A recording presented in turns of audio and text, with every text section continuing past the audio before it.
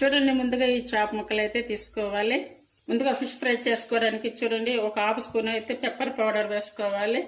అలాగే 1 స్పూన్ వచ్చేసి curry powder వేసుకోవాలంటే దీంట్లో అన్ని మసాలాలు కలిపి ఉన్నాయి కదా, అందువల్ల అది వేసాను అనమాట.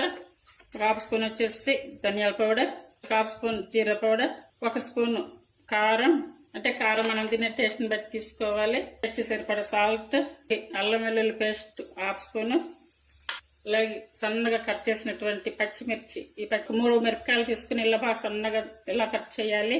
1 స్పూన్ వచ్చేసి corn flour, 1 table spoon oil. ఈ ముక్కలన్నిటికీ మసాలా అంతా కూడా బాగా పట్టేలా చేసుకోవాలి. అవసరం అనిపిస్తే కొంచెం వాటర్ వేసుకోవాలి. చూడండి, కొంచెం అంటే కొంచెమే వేసుకోవాలి వాటర్. చూసారు కదా, ముక్కలన్నిటికి కూడా మంచిగా మసాలా అంతా పట్టేసాయి. ఇలా కలుపుకుంటాం కదా, ఇలా కలుపుకున్నాక ఒక 1/2 అవర్ అలా ఇవి పక్కన పెట్టేసుకోవాలి. ఫిష్ ఫ్రై చేసుకోవడానికి స్టవ్ మీద ఒక పాన్ పెట్టేసుకొని ముందుగా కలిపి పెట్టుకున్నటువంటి ఈ ఫిష్ అన్ని కూడా ఇందులో వేసుకోవాలి. ఈ పీసెస్ వేసుకున్నాక మిడిల్ ఫ్లేమ్ మీద పెట్టేసుకొని ఉడికించుకోవాలి.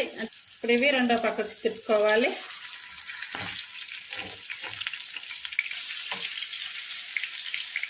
చూడండి, ఇట్లా మంచిగా ఇలా వేయించుకున్నాక ఇవన్నీ తీసి పక్కన పెట్టేసుకోవాలి.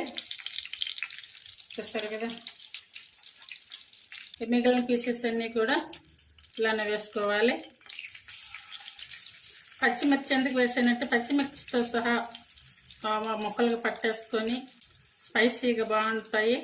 నిమ్మకాయ పిండలేదు ఇందులో, మీకు కావాలనుకుంటే కనుక నిమ్మకాయ వేసుకోవచ్చు.